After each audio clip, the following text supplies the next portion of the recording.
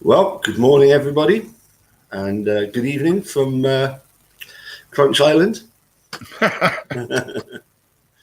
And incidentally, dude, Luna sends her regards. I don't know if that was slightly sarcastic, seeing as I was getting up at 6 o'clock this morning. Yeah, well, but she did say send him my regards. So right. So there you go. Okay, so that's the Scots, right? Yes, yeah, indeed, yeah. So even when they're friendly, they're cheeky. Well, you know that as well as anybody, don't you? By now. So apparently it's quite a big day tomorrow. Thanksgiving, yeah. Yeah. Who all wouldn't know over there? Who are you giving thanks to, and why? Well, Thanksgiving is based on the pilgrims that came from Europe to colonize America, essentially the East Coast, and it basically commemorates them learning from the Indians, learning how to you work the land and make it a home, and it's basically time for us to reflect on our the past year or our lives and think of what we're thankful for and that sort of stuff. It's, for me, the spirit of it is great. Some people like to point out the fact that, like all like all colonists, Yeah, that it wasn't exactly all rainbows and sunshine. true. I'll put it that way. True. And we did find it very interesting, didn't we, over in Australia, how they have got a movement there which is very much sort of pro accepting and promoting and realizing that the Aborigines were in Australia since the year dot. In fact, that was the main reason they were concerned about the banner, in case it was something to do with. Yeah, well, they said if it was racially charged, or if it was if it was like a hate message. Yeah. And then the other thing is if it was an advertisement. Yes. Yep. So, but what was I about to say? Take time. Anyways, it'll come to you. What's up, Travis? How's it going, buddy? He's out there in the chat. I don't know if you can see that, but he is. So, hold on a sec. We've got a very important message from Travis there. Hey there. Hey there. That's Charlie Barron's influence right there. It's all your fault. Yep. You keep pushing Charlie Barron's on everybody. Yep. Thanks to God for the bounty. For the bounty. There you go. Since the first group starved to death. So, that's, anyways, that's what it is to just, generally give thanks and be mindful of the things you're thankful for. And yep. Which is good, because trust me, in today's world, we all tend to be a little more inclined to think of ourselves, more and more, I think. But so I think it's a good spirited holiday, despite the fact that colonization is an ugly thing. But what I was going to say is, over there in Australia, that was interesting, is the way that they do that with the Aborigines there. And like when we went to see, what's her name again? Joanne. Well, the female comedian that we went there to see. Yeah. Before she came on and stuff, you had the MC come out there, and he was talking, and there was all that. I think they even played a message over the speakers about it, and then he was mentioning it all throughout his opening introduction, I guess, or whatever, before she came out. And it was like, they kept talking about how the Aboriginal land and all that. I was just like, that's a lot of coverage. Like, that's a lot. that's a lot of, they're not just saying two words or a sentence or two and then moving on. It was like this big old thing where, like, before the show started, it was a great deal of it was about that, right? Yeah. But then over here in America, and I think about it over here in the US, what are we doing with the indigenous population that preceded us? Oh, like over at Standing Rock, we recently decided that they need to get the hell off of their land so that we could build yet another pipeline near a fresh water source. Yeah, we're geniuses.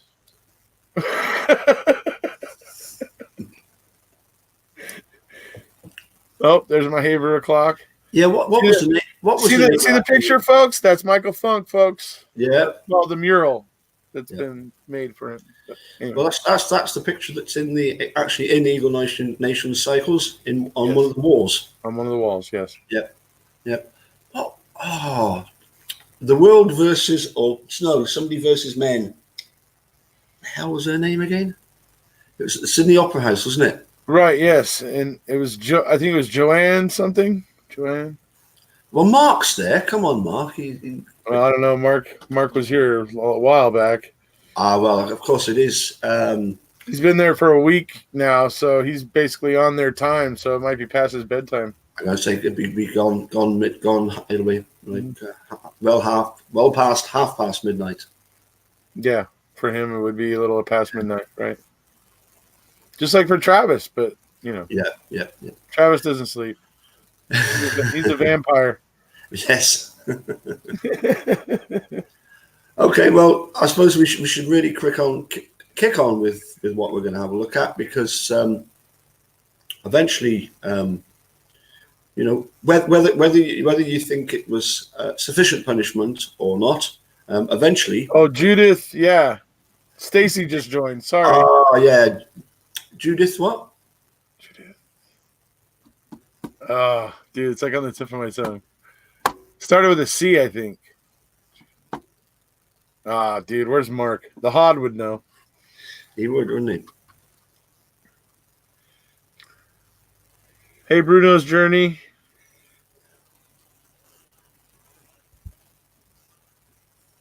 So,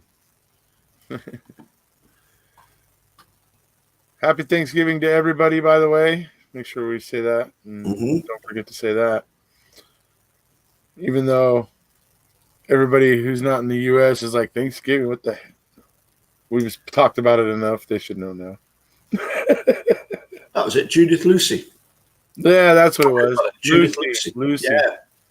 Yeah. She was funny. She was. Yeah. She was funny.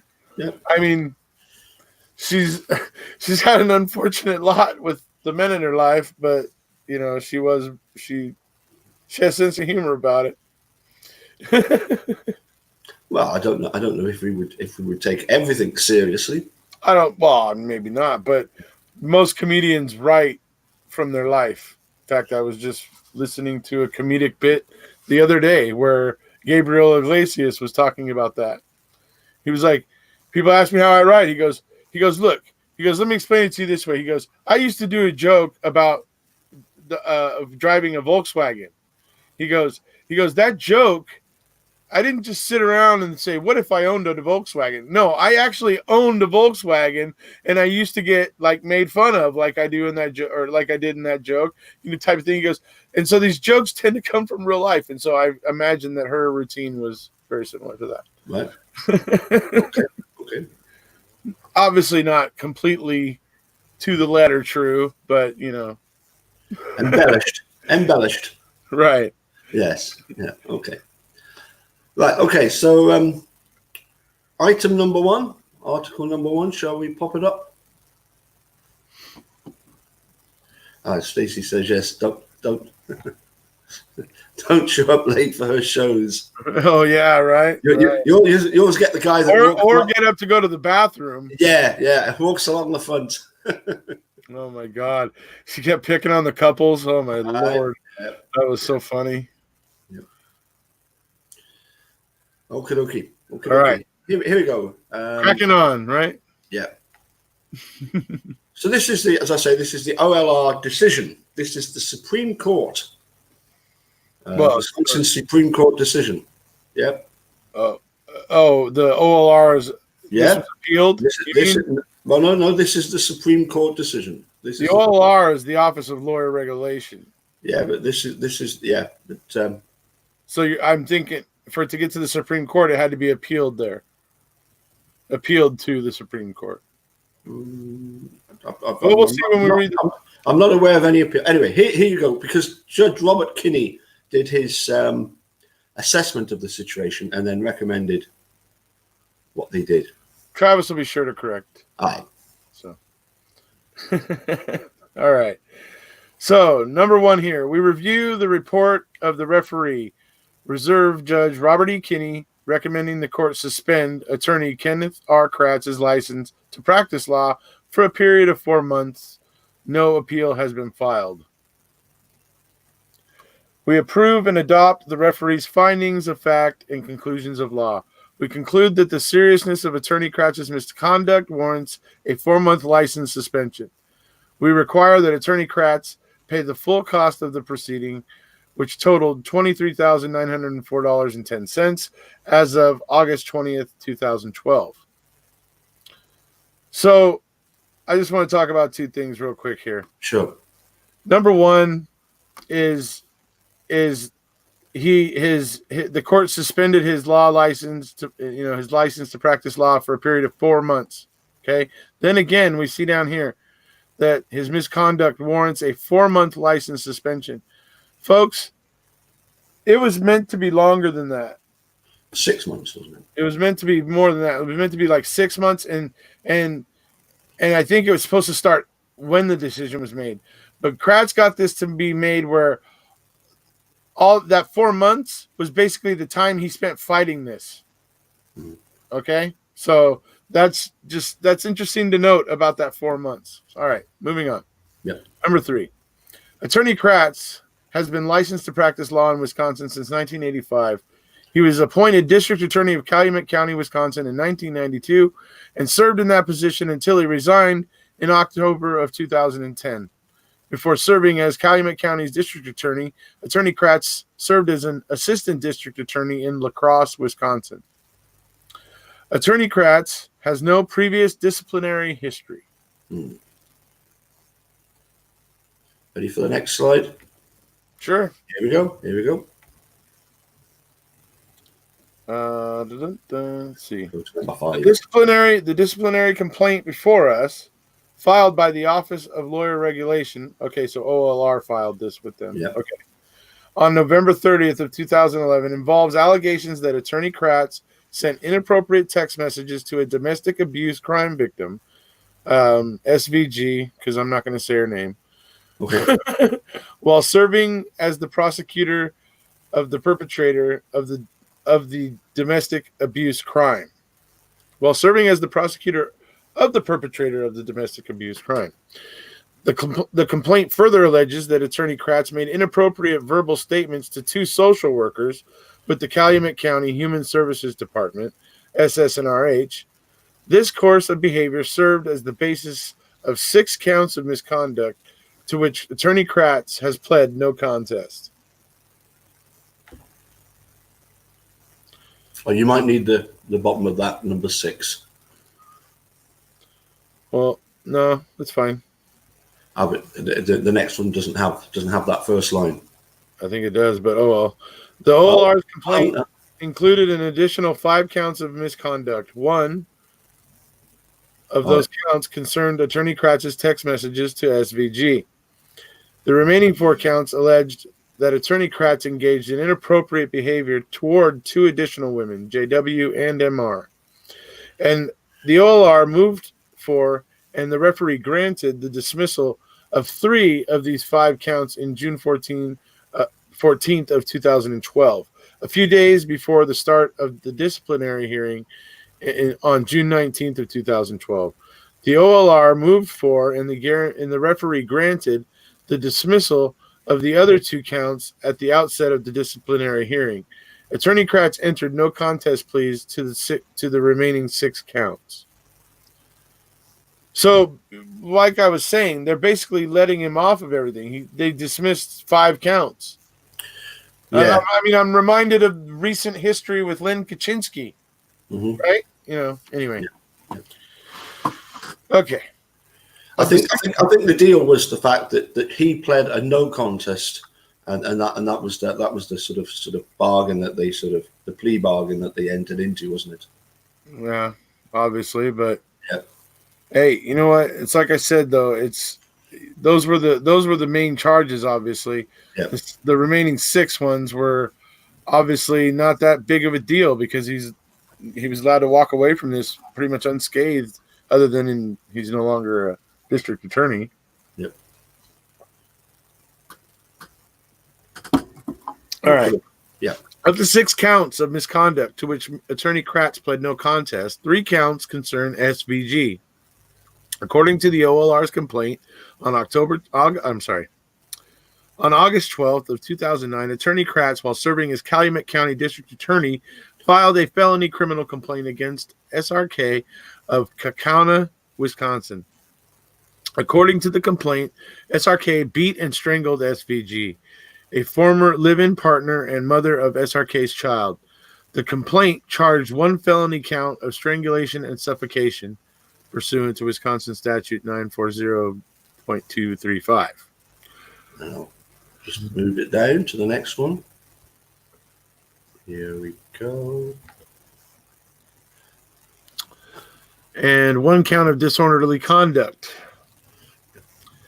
Shortly after the preliminary hearing in this matter, SVG met with Attorney Kratz alone in a conference room at the district attorney's office. SVG requested the meeting, exercising her right to consult with the district attorney concerning the disposition of a case involving a crime of which he or she was a victim. So basically just saying that he was prosecuting this case, she was a victim, and him prosecuting this case, she was concerned with probably a lot of things, like her own safety, for one, and those sort of things. Well, she particularly wanted him to be done for it this time, because it wasn't the first time, but she hadn't come forward previously because she was afraid of him.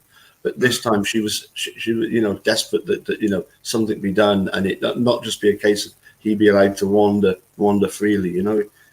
She basically wanted him locked up this time. Right. During the meeting, SVG volunteered personal information to Attorney Kratz, stating that she did not have a current boyfriend, that she suffered from low self-esteem, that she lived with her mother, and that she was struggling as a single mother. According to SVG, she understood during her meeting with Attorney Kratz that he would be prosecuting SRK. SVG also relayed details of her relationship with SRK and indicated that SRK had previously abused her, including beatings and strangulation. Attorney Kratz asked SVG if she objected to reducing the felony charge to a misdemeanor. SVG objected to the suggestion. At the conclusion of the meeting, Attorney Kratz and SVG exchanged cell phone numbers.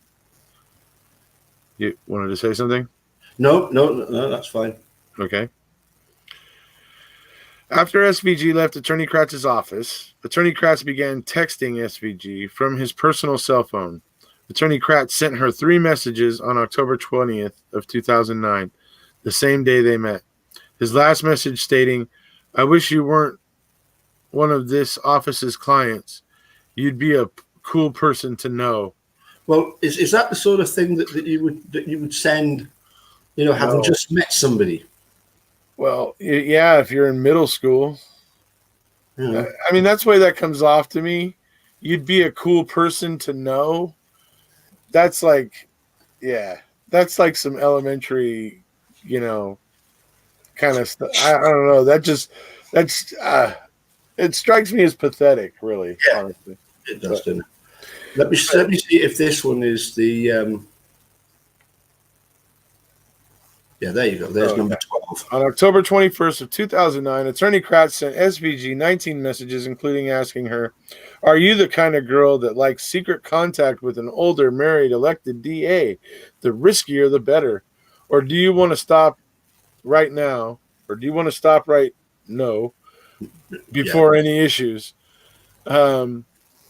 On October 22nd, 2009, Attorney Kratz sent SVG 8 more messages telling her that she was beautiful, pretty, that I'm the attorney, I have the $350,000 house, I have the 6-figure career. You may be the tall, hot young nymph, but I am the prize. Start convincing, uh, and that I would not expect you to be the other woman. I would want you to be so hot and treat me so well that you'd be the woman. Are you that good? Do you think for one moment that was a one-off? Oh, no, he definitely thought he was. Yeah, he definitely thought very highly of himself. I'm sure he made statements like this to a lot of the women he was propositioning. We'll say. Yeah. Going out on a fishing trip. Hold on a sec. Have we missed one? Hold on, let me just make sure. 14. Sorry, yes, 14. Let's see. Number 14 there. Yeah. According to SVG, Attorney Kratz's personal overtures were unwelcome and offensive, and she was concerned that if she failed to respond to Attorney Kratz, he might take action with respect to the case against SRK that could potentially adversely affect her, herself.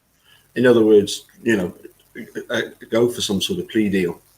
Yeah, go for a plea deal or whatever, something where the guy doesn't end up in prison or anything really, and then he's out free to mess with her and her kid. Yep. Number 15. On 15? October 22nd, 2009, SVG reported Attorney Kratz's text messages to the Kaukauna Police Department. After photographing the text messages on SVG's telephone and taking SVG's statement, the Kaukauna Police Department referred the matter to the State of Wisconsin Department of Justice. After reviewing the text messages and the report of the Kaukauna Police Department, the DOJ determined that there had not been any criminal activity. Nonetheless, DOJ representatives strongly suggested to Attorney Kratz that he step aside from the prosecution of SRK and self-report his conduct to the OLR. Attorney Kratz facilitated the appointment of a special prosecutor to take over the SRK case. Attorney Kratz also agreed to resign as chairman of the Wisconsin Crime Victims' Rights Board. Yeah, basically the prosecution was then handled by one of the other assistant attorney generals, or certainly an attorney from the Wisconsin Department of Justice. Yeah. In December 4th, 2009 letter to the OLR that included the transcribed messages to and from SVG, Attorney Kratz admitted that he sought a personal friendship with SVG. He expressed regret and embarrassment for his conduct and admitted that he had violated SVG's trust. Attorney Kratz also noted that he was undergoing therapy to answer why a career prosecutor with a spotless record and sterling reputation would risk his professional esteem on such a disrespectful communication with a crime victim. On September 15th of 2010, the Associated Press published a story regarding Attorney Kratz's text messages to SVG. Attorney Kratz issued a statement admitting that he sent the text and was embarrassed at his lack of judgment. Well, we've heard the conversation with Ryan Foley. That wasn't his immediate reaction, was it? He didn't sound very embarrassed. He didn't sound at all. Nope. On September 17, 2010, the Executive Committee of the Wisconsin District Attorneys Association issued a letter to Attorney Kratz calling for his resignation.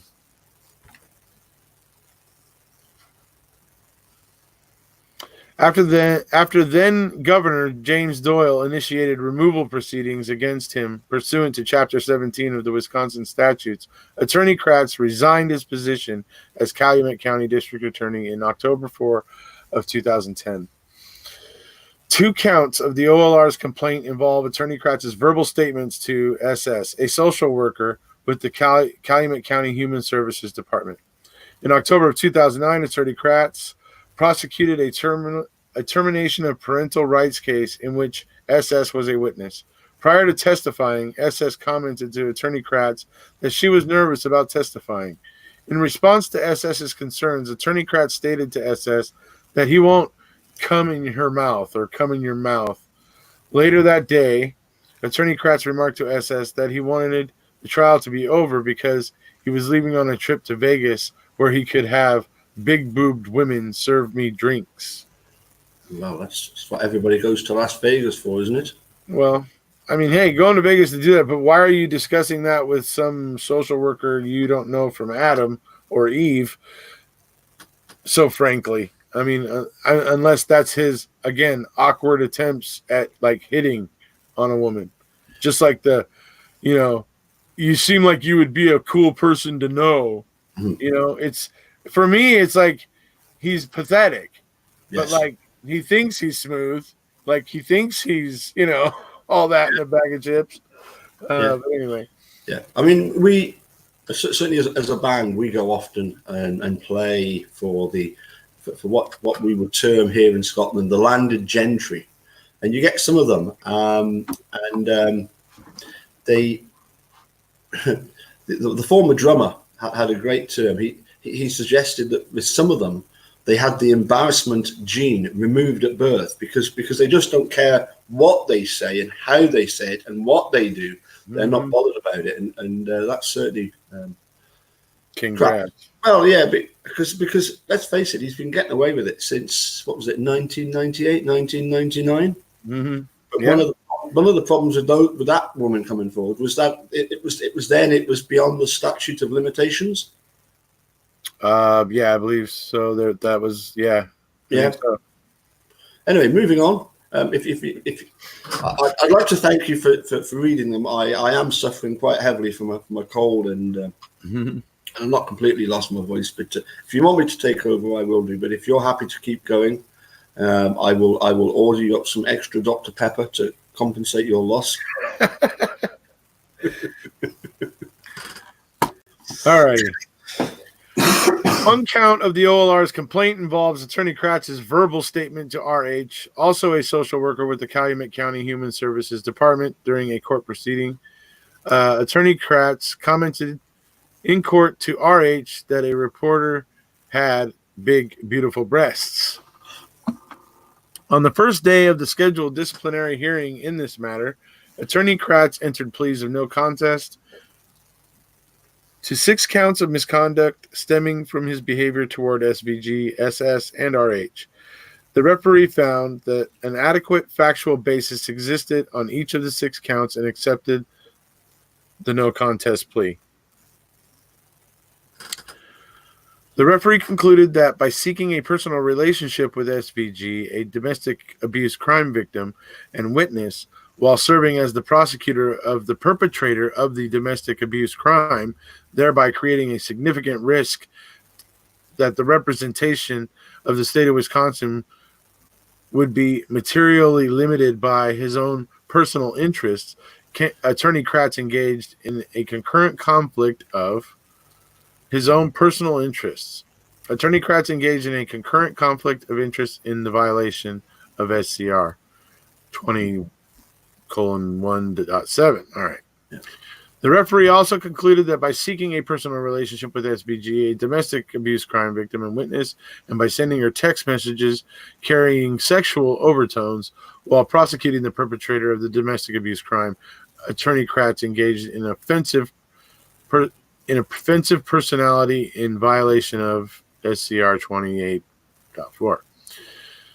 The referee also concluded that by sending deliberate, unwelcome, and unsolicited sexually suggestive text messages to SVG, a domestic abuse crime victim and witness, while prosecuting the perpetrator of the domestic abuse crime, Attorney Kratz harassed SVG on the basis of her sex in violation of SCR such and such. All right. SCR is Supreme Court. I don't think it's ruling. That's probably a case. That's case law. So yeah, it's Supreme Court report or something like that. Right. Anyway, moving on swiftly on. If I can scroll down.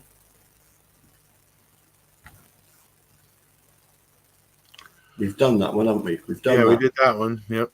We've done. Did that one. So here we go. number 30, I think. Is that right? No, wait. 29, yeah, 29, 30 comes next, yeah. I know it's early in the morning, it's late at night, but The referee we'll get there.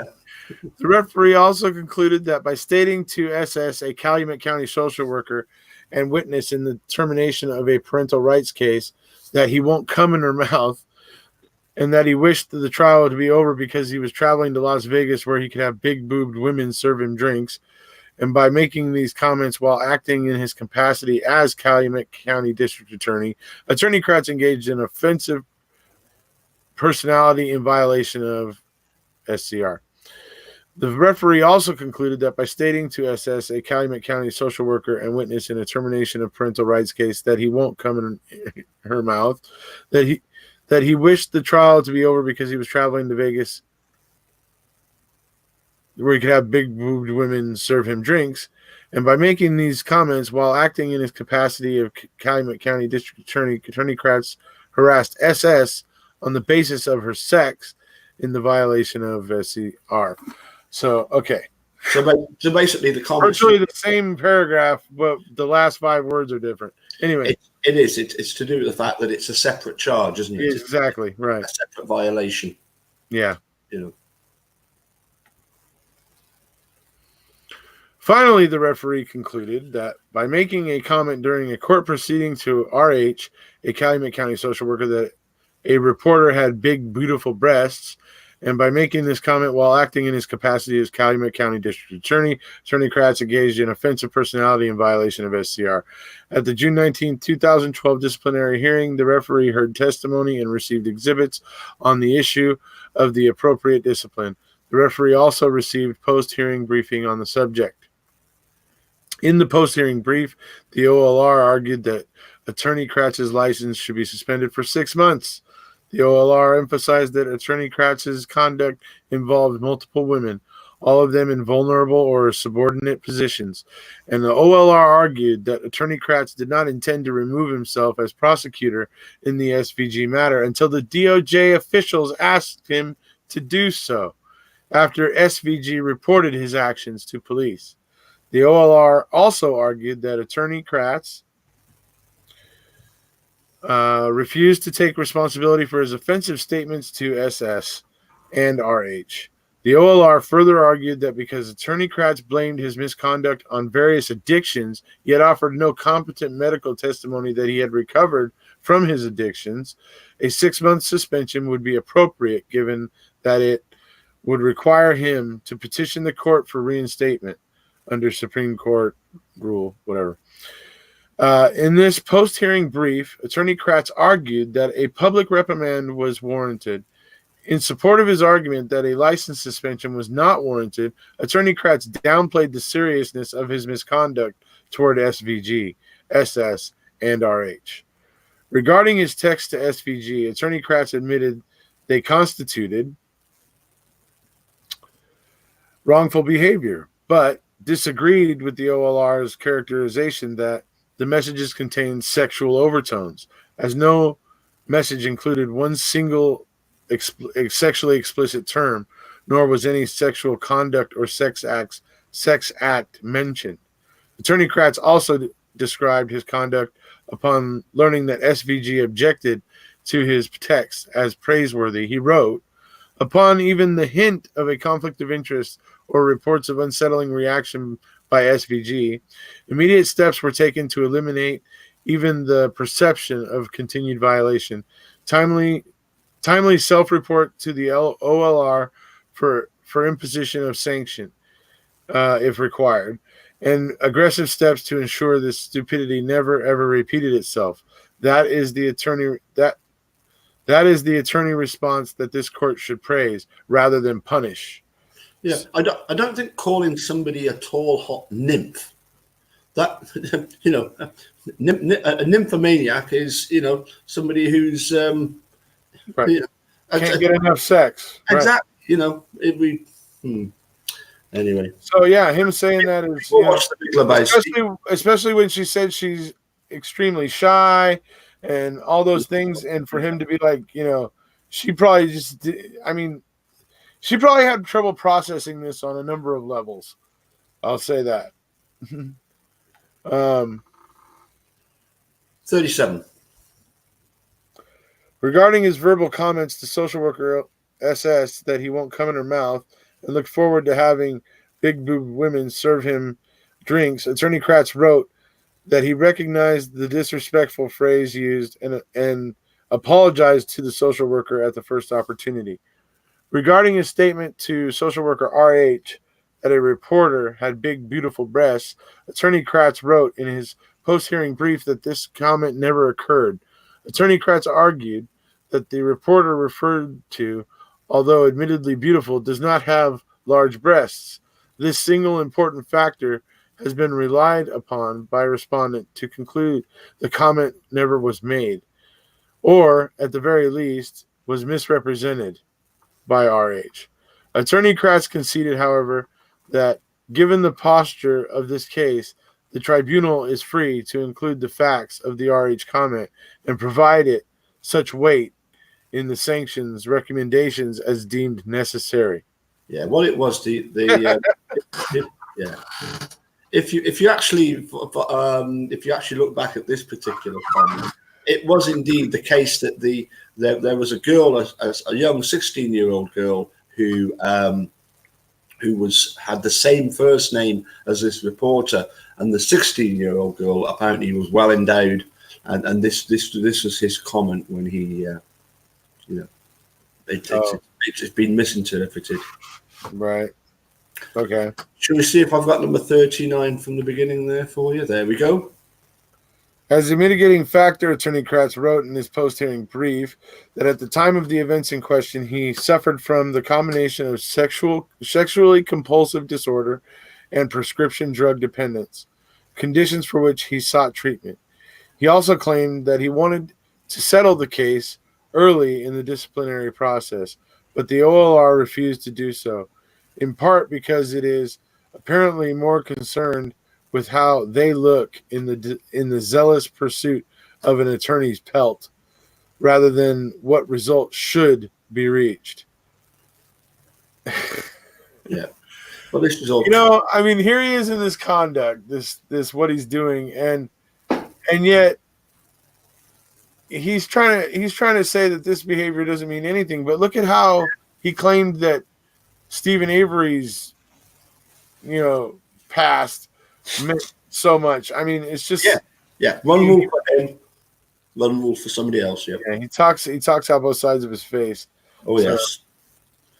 On July 30th, 2012, the referee filed a report and a recommendation. In considering the appropriate discipline, the referee weighed various aggravating and mitigating factors. The referee noted as aggravating factors that Attorney Kratz acted with a selfish motive, that SVG was a vulnerable victim, and that Attorney Kratz's misconduct was particularly inexcusable in light of his considerable legal experience and his previous leadership on issues pertaining to victims' rights. The referee assigned neutral weight to Attorney Kratz's self-report to the OLR of his misconduct involving SVG. The referee wrote that at the time of the respondent's self-report, the cat was already out of the bag, so to speak. SVG had gone to the police. The police had contacted the Wisconsin Department of Justice, and that agency urged the respondent to self-report to the OLR. The referee found that these circumstances significantly undercut any claim of virtuousness by self-reporting. Yeah. I'm glad the referee had a brain in his head. Exactly. The referee noted a variety of mitigating factors, which in summary fashion are as follows. Attorney Kratz has no prior disciplinary history. He apologized to SS for his vulgar comment shortly after making it. He has never attempted to justify or defend his conduct toward SVG. He cooperated with the disciplinary proceedings.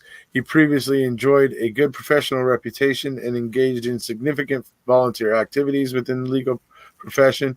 He has been diagnosed with and sought treatment for narcissistic personality disorder and sexual addiction.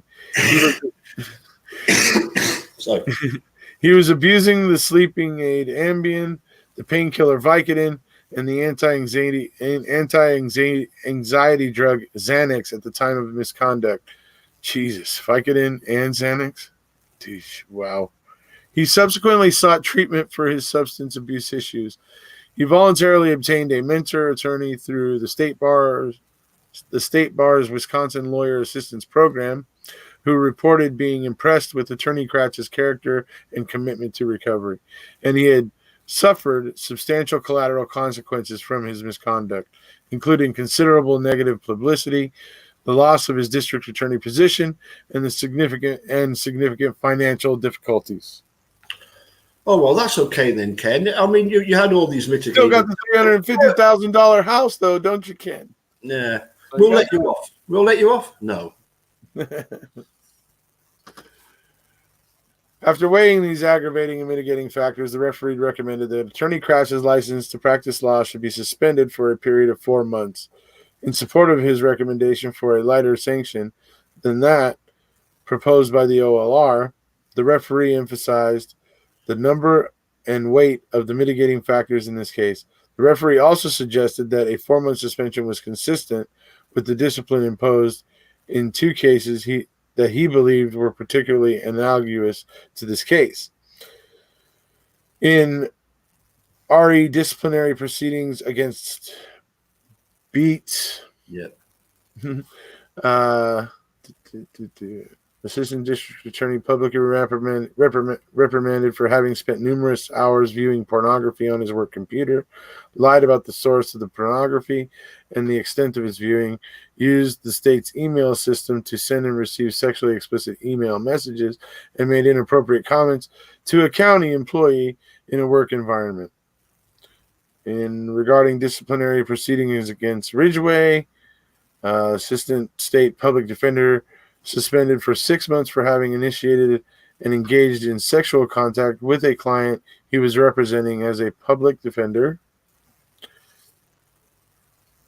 and for having encouraged that client to violate the terms of probation by providing her with alcoholic beverages. No appeal has been filed, so this matter is submitted to the court pursuant to SCR.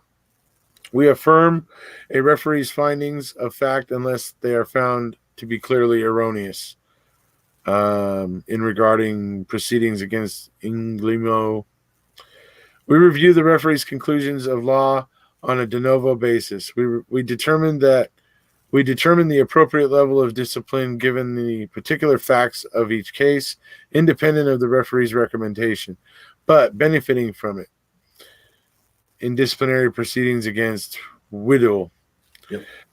After reviewing the record, we conclude that the referee's factual findings are supported by the record, and we adopt them. We also adopt the referee's conclusion that Attorney Kratz committed the 6 counts of misconduct described above. With respect to the appropriate level of discipline, we agree with the referee that a 4-month suspension is necessary discipline for Attorney Kratz's misconduct in this matter. Attorney Kratz's conduct toward SVG was appalling. Through a series of wheedling text messages, Attorney Kratz attempted to convince SVG, a domestic abuse crime victim and witness, to enter into a sexual relationship with him while he was prosecuting the perpetrator of the domestic crime. SVG felt leveraged by Attorney Kratz's sexual entreaties. She feared that if she failed to respond to him, he might take her action in the domestic abuse case he might take action in her domestic abuse case that could potentially adversely affect her. This was exploitative behavior, harassing behavior, and a crass placement of his personal interests above those of his client. The state of Wisconsin Attorney Kratz's comments to a social worker, SS, while she served as a witness in one of his cases, that he won't come in her mouth, and looked forward to the big-boobed women serving him drinks in Las Vegas, crossed the line separating the unprofessional from the acutely offensive and harassing. Attorney Kratz's statement to social worker RH during a court proceeding in which he voiced approval of a reporter's big, beautiful breasts was sufficiently boorish to constitute was sufficiently boorish to constitute misconduct. In short, whatever his qualities and accomplishments as a lawyer, Attorney Kratz proved himself during the period in question to be sanctionally sophomoric. There you go. I think you'd be a cool person to know. Mm-hmm. Sophomoric indeed. Anyway, Attorney Kratz has rationalized his poor behavior by confessing to various addictions, to Ambien, to Vicodin, to Xanax, to sex, though he fails to point to either medical records or expert medical testimony that would explain the exact nature and the severity of his conditions, or how they may have affected his ability to conform his behavior to the ethical rules. But regardless of how we view Attorney Kratz's behavior as an involuntary byproduct of addiction or as a willful blindness to professional standards, the ugly picture painted by the record remains the same. The recommended 4-month suspension is deserved.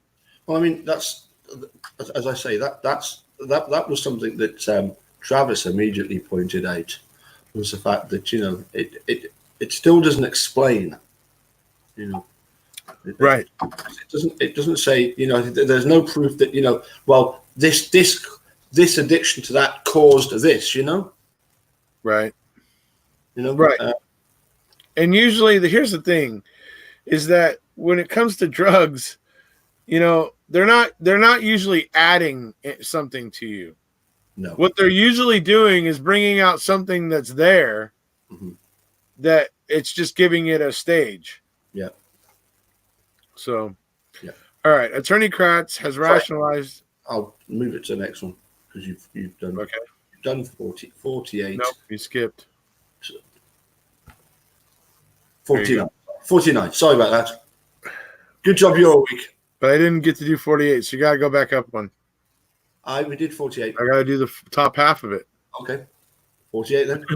Attorney Kratz has rationalized his poor behavior by confessing to Oh, okay. Well, I did read that part, didn't I? If you want to read it again, that's fine. But if you want to skip. That's fine. Anyways, but regardless of how we view Attorney Kratz's behavior.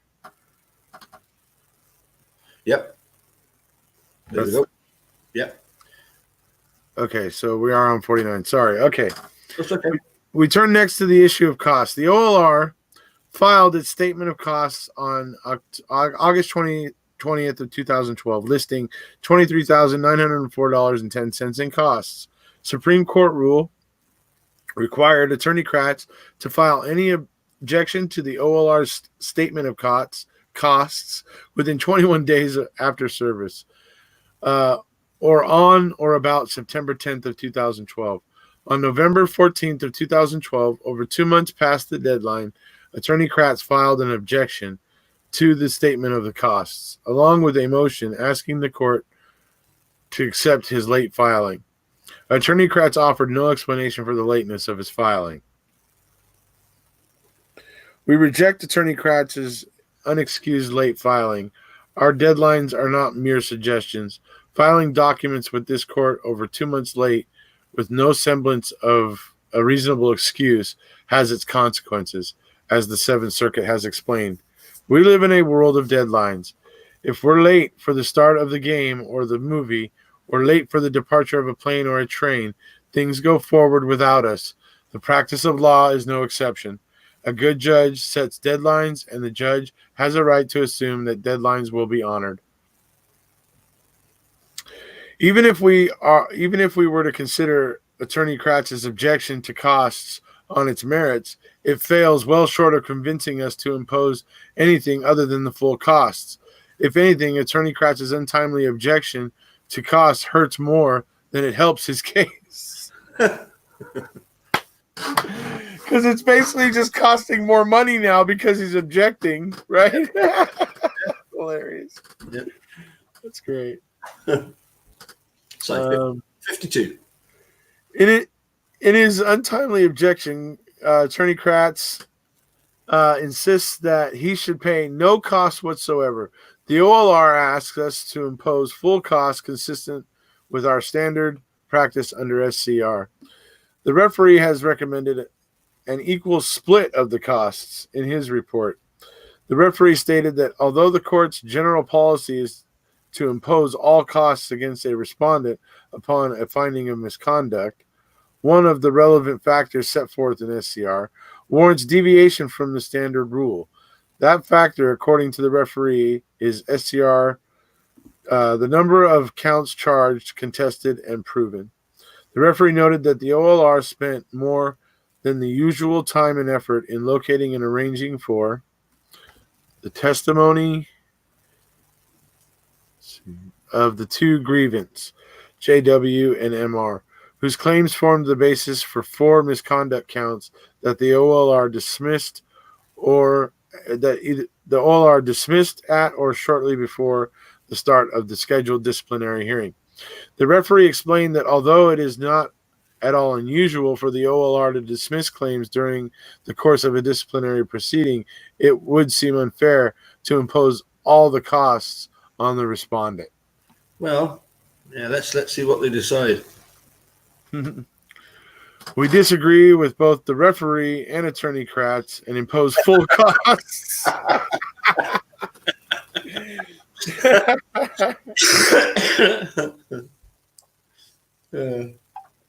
How you doing?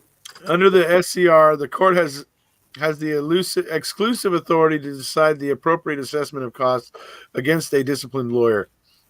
We note that at the time the referee filed his report recommending having the cost normally accessible against Attorney Kratz, the referee was operating at an informational disadvantage. Consistent with SCR, the OLR filed its statement of costs and an itemization of costs several weeks after the referee filed his report. Reviewing the costs issue de novo, we disagree with the referee's recommendation that the costs assessed against Attorney Kratz should be essentially proportional to the percentage of the counts on which the OLR prevailed. It is true, as the referee emphasized, that SCR lists as a factor to consider in reducing costs the number of counts charged, contested, and proven. Our rules, however, require that to impose less than full costs on the lawyer disciplined, the court must find extraordinary circumstances. Only if and when the court finds that extraordinary circumstances exist in a particular case may the court consult the factors listed in SCR 2022.24 through the guide of the court's imposition of costs. We do not find extraordinary circumstances present here. To begin with, it is not extraordinary for the OLR to prosecute all misconduct counts for which the preliminary review committee found cause to proceed. And in the words of the referee, it is not at all unusual for the OLR to dismiss claims during the course of a disciplinary proceeding, as was the case with the 5 misconduct counts dismissed here. As for who should pay the cost of litigating dismissed misconduct charges, the disciplined lawyer or the other attorneys in this state, this court has chosen the former, barring extraordinary circumstances, which, by definition, we do not normally find.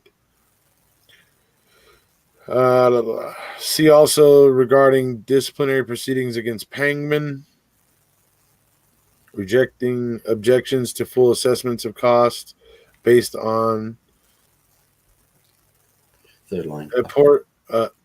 Apportionment. Yeah. Okay. You done? All right. Yep. Apportionment of the number of misconduct allegations established in regarding disciplinary proceedings against Johnson. We also find nothing extraordinary about Attorney Kratz's claim, stridently advanced in his untimely objection to cost, that he was willing to conditionally admit some of the misconduct charges several months before the scheduled disciplinary hearing. We reject the premise of Attorney Kratz's argument that he has been dragged through an expensive disciplinary process while furiously waving the white flag of surrender from the very beginning. This simply is not true. I love that line. The white flag, so many, right. as if he's been the one that's, Yeah, like I'm just the victim here. Right. Yeah. A load of rubbish. The primary basis for Attorney Kratz's claim that these disciplinary proceedings were unnecessary is a single email dated about 2 weeks after the OLR filed its complaint from Attorney Kratz to the OLR's counsel. In this email, Attorney Kratz stated his willingness to enter no contest pleas to some, but not all, of the counts to which he ultimately pled no contest. He offered to enter no contest pleas to the 3 counts involving SVG, to which he ultimately pled no contest. He denied misconduct toward RH. He stated that he had no recollection of making the vulgar remarks to SS and would prefer not to admit to something I do not recall. And he denied that any one-time crude remarks could constitute harassment under SCR. He stated that this count, presumably the offensive personality count under SCR, concerning SS, could result in a no contest plea if you want a second incident to hang your hat on. To hang your hat on, okay? This is all just like for fun for them, he thinks. Yeah. Other than SVG, he stated that although he would accept a 6-month suspension, he wanted the suspension to take effect less than 3 weeks later and to be given credit against his suspension for an over 5-month period during which he had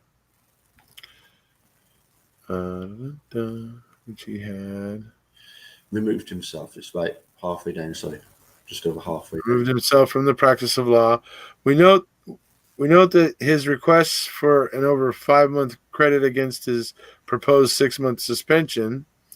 Attorney Kratz was proposing that he receive a net suspension of about 3 weeks. Attorney Kratz explained that he intended to move out of state and his opportunity to be licensed elsewhere requires my reinstatement here. So it's all about me. Yeah. It's all about Kratz and how this is all a terrible, cramp on his style, basically, right? Yeah. Yeah. All right.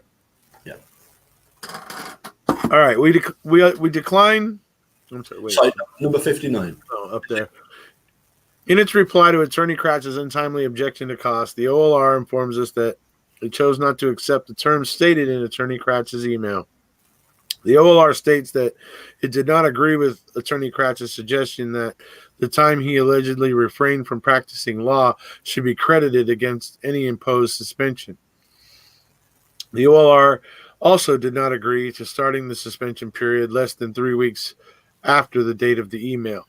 The OLR further informs us that it reminded Attorney Kratz that this court prohibits parties in OLR cases from engaging in plea bargaining.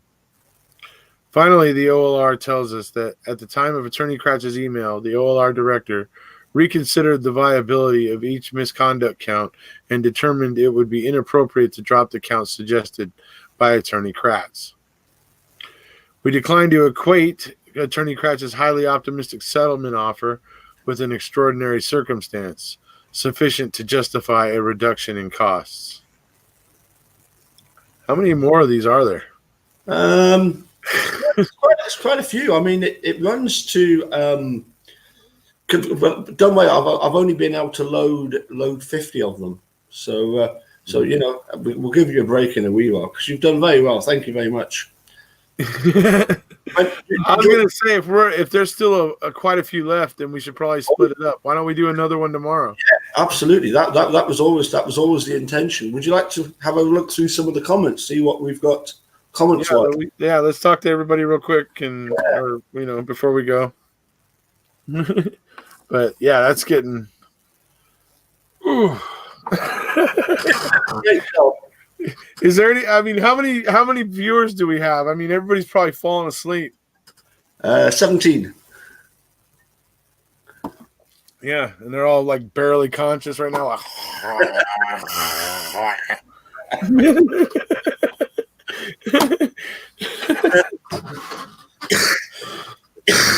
Let me make a note of where we got to, though. Where did we get to with that? I think you said it was 59, I think. Paragraph 59. Well, we had nearly finished it. We had nearly finished those first 50. So that was brilliant. Well done. Well done.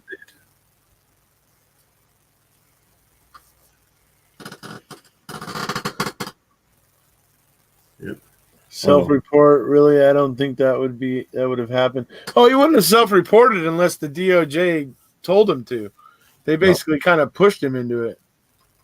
Well, they even had to persuade him just to move over from prosecuting the boyfriend, and it was them that in effect forced him to contact the Wisconsin Attorney District Association. Wisconsin District Attorneys Association. That's it, yeah, WDAA. Yeah. He had to contact them in order to then get the resignation from the Crime Victims' Rights Board, because he was the Wisconsin District Attorneys Association representative. Right. Because he'd been the former chairman of the Wisconsin District Attorneys Association, I believe, in something like, it might be 1996 or something like that. Mm-hmm. I know one of the things that's quite interesting is his. He's got a. Travis.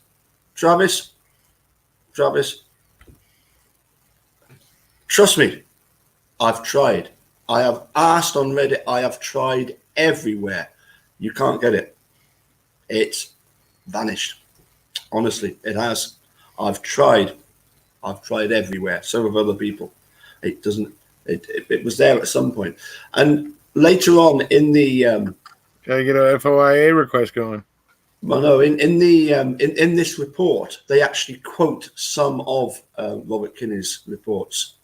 But you just can't get it. But there was somebody that called Be Happy. Maybe.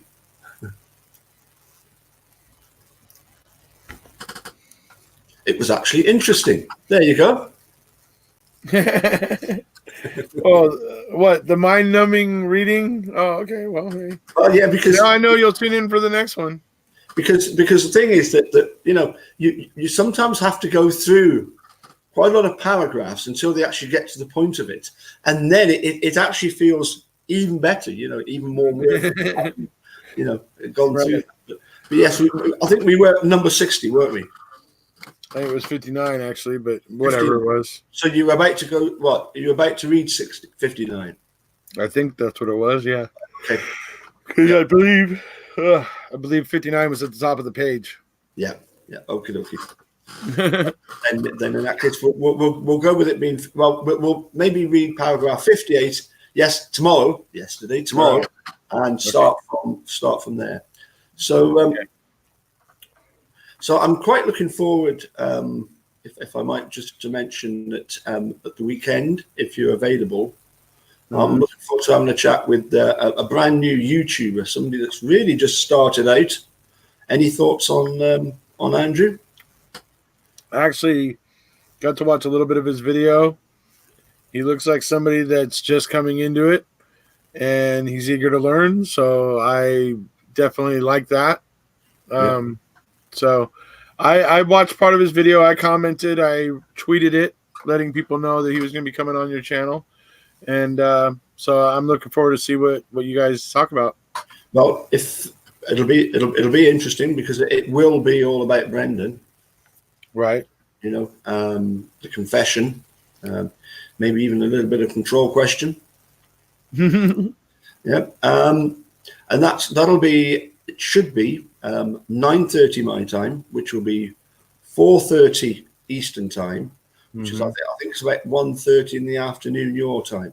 Yeah. So I don't know if you're going to be around for that or whether you'll be working during the week. I'll be Saturday. Sorry. On Saturday, Saturday. On Saturday, there's a good chance I'll be around.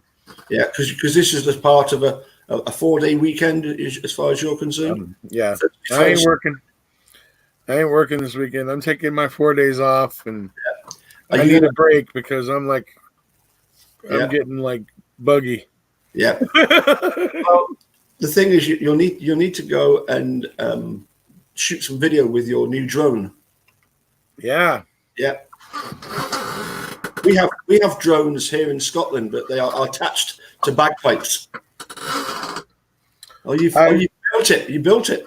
No, I just bought it. But my boss today got 2 of the really cool ones. I don't know if you guys have seen the ad on YouTube, and there's these guys that used to work for a drone company that used to make really quality drones. Mm-hmm. And so this guy knew all about the manufacturing and everything about that and all that.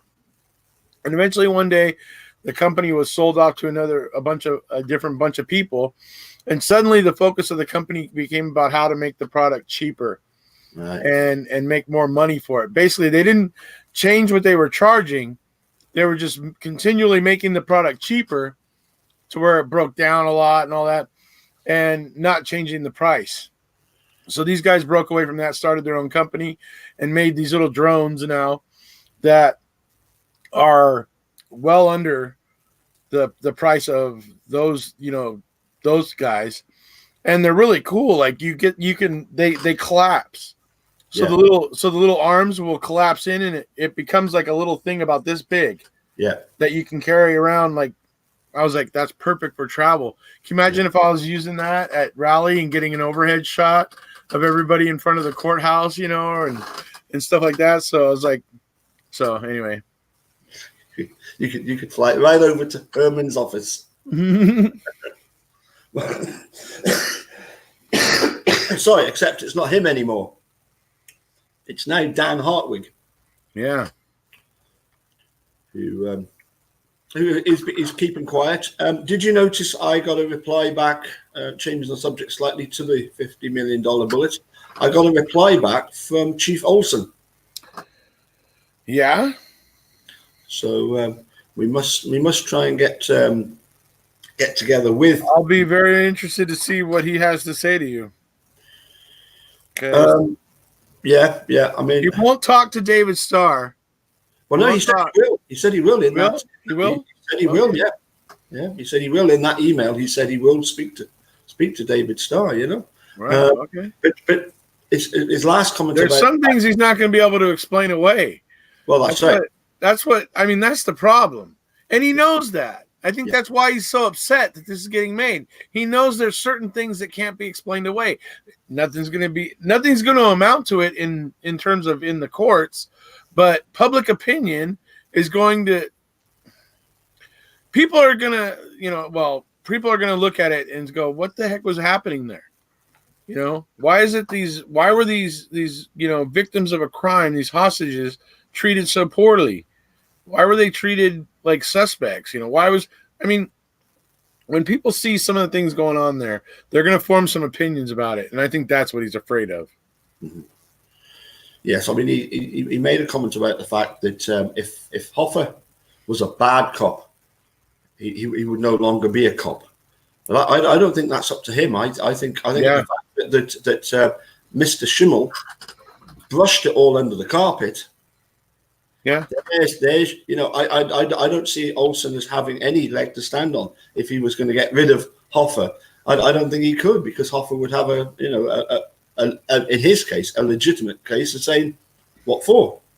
If I was cleared by the and the way that the courts are, 95% of the time, 99% of the time, they side with the police officers in situations like this. Yes, it happens. That's the way it goes. So. Is anything going to result legally from this? No, but people are going to become aware of what happened there, and at least then, when moving forward into the future, if they hear about other police involved shootings, they might take a little closer interest, knowing what they know about Eagle Nation. It's like I say, it'll just get people's attention. And, and personally, I would like to see people come to the realization that an officer who's been hit in the line of, duty, going like they were doing, they were trying to enter the building and end the hostage situation. Anytime that they're hit, they should not be allowed to stay in the game. They should have to immediately remove themselves from the situation, and there should be some kind of statute or rule that in place that if they choose not to do that, then they are sacrificing, the protection that they have as a police officer. Mhm. You know what I mean? It should be something along those lines, because if you might not be so eager to go shoot somebody if you know you're not going to be protected as a police officer while doing it. You don't, if basically what I'm getting at is if it could be perceived as murder, you're going to probably choose not to do it. Mm-hmm. one of the things I would ask is are there proper procedures when it comes to these hostage situations? I'm sure there is. Are they always followed? Should the police have just sort of, just sort of barged in there so that Hoffa ends up getting shot? What's are they not supposed to just sort of wait outside and say, look, flat off, you're surrounded, even if you get your bike all fixed up, where are you going to go with it, Right. Well, he was threatening to shoot the hostages. That's what Nina PD says. That the reason why they put together the hasty team to go in was because he was threatening that he was going to start shooting hostages. I don't think that's true.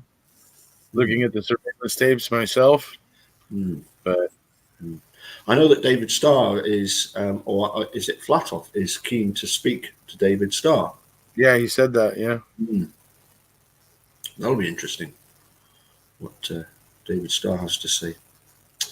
Anyway, if you could say it's goodbye for me, it's goodbye for me, and it's goodbye from him. Catch you again, dude.